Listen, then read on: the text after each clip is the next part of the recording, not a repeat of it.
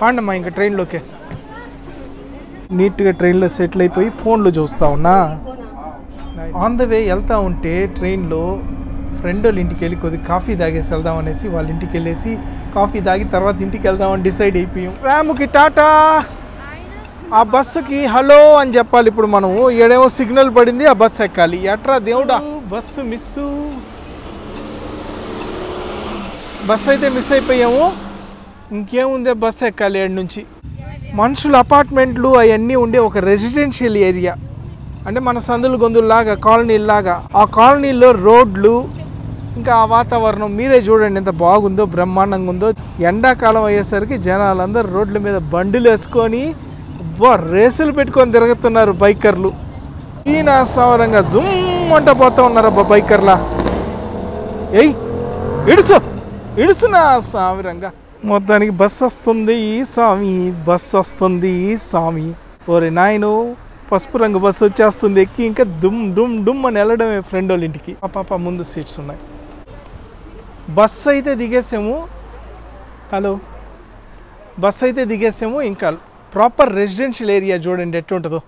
చెట్లతోటి కలకల్లాడుతా వల్ల సంద ఎట్టనే ఉంటుంది. జనసంచారం ఉండేది సిటీ సెంటర్ అయితే, జనాలు లేకుండా ఉండేది సందులు గొంతులు. మన సైడ్ కాలనీలు అన్నట్టు సందులు గొంతులు. నా వైఫ్ వాళ్ళ ఫ్రెండ్ వాళ్ళ ఇంటికి దానికి వాళ్ళంతా ముందు పరిగిస్తున్నారు. వెనక నేను వీడియోలు తీసుకుంటే నిదానంగా వస్తున్నా. ఓ Telugu people, Telugu girls, hello.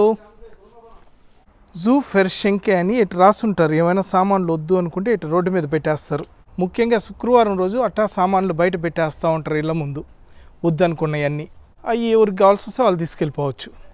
ఇంకా సందులు గొంతులు లోపలికి వచ్చేసా. ఇంతకుముందు అయినా మెయిన్ రోడ్డు ముందర నుంచి చూపించా చూడండి. అదే మనుషులు ఏం పెద్దగా తిరగరు, కార్లు గీర్లు పార్క్ చేసేసి ఇట్టుంటుంది రెసిడెన్షియల్ ఏరియాలు.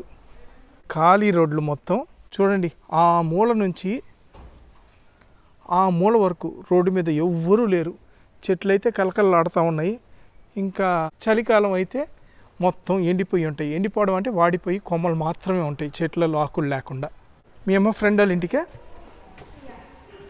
ఎంజాయ్. బుస్ అంట కుక్కర్ సౌండ్ వస్తూ ఉంది. డిన్నర్ చేయొద్దని చెప్పు.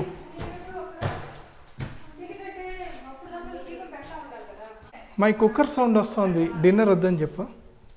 బాల్కనీ నుంచి ఒక వ్యూ చూపిస్తాను చూడండి. రెసిడెన్షియల్ ఏరియాలో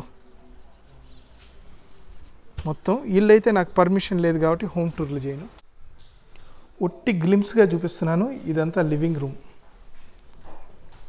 ఇదే వర్కింగ్ ఏరియా కూడా. ఇది బ్యూటిఫుల్ సోఫా సెట్. పోతే కిచెన్ చూసారా, బ్రహ్మాండంగా ఉంది. మన కోసం టీ కూడా ప్రిపేర్ అయిపోతూ ఉంది. అదిరిపోయిలా కిచెనా. పూజ గది కూడా ఇక్కడే, వినాయకుడికి పూజ కూడా చేశారు. పూజ గది కూడా ఇక్కడే. జై గణేష.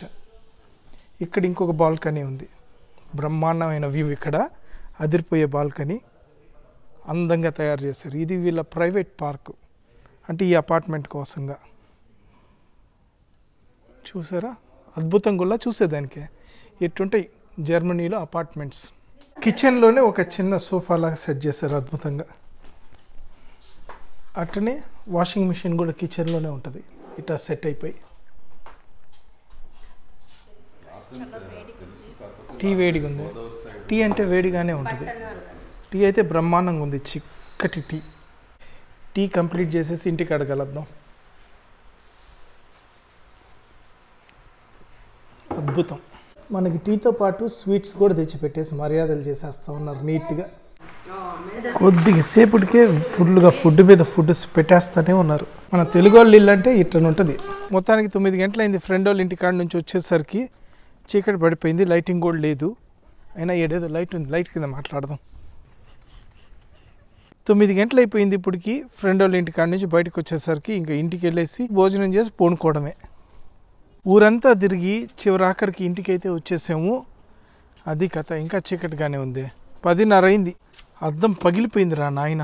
బ్లాస్ట్ అంతే. దొంగ నాయలు ఎట్టయినా కొడతారు.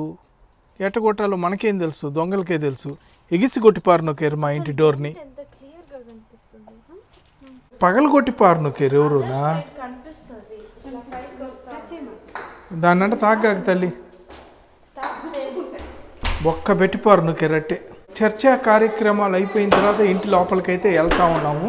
అసలే మన ఛానల్కి లైకులు లేవు, షేర్లు లేవు, కమెంట్లు లేవు, ఇంకా యూట్యూబ్ రికమెండేషన్లు కూడా లేవు. ఎట్టయితే ఎట్టా? దానికే లైక్, షేరు, కమెంటు, సబ్స్క్రైబు.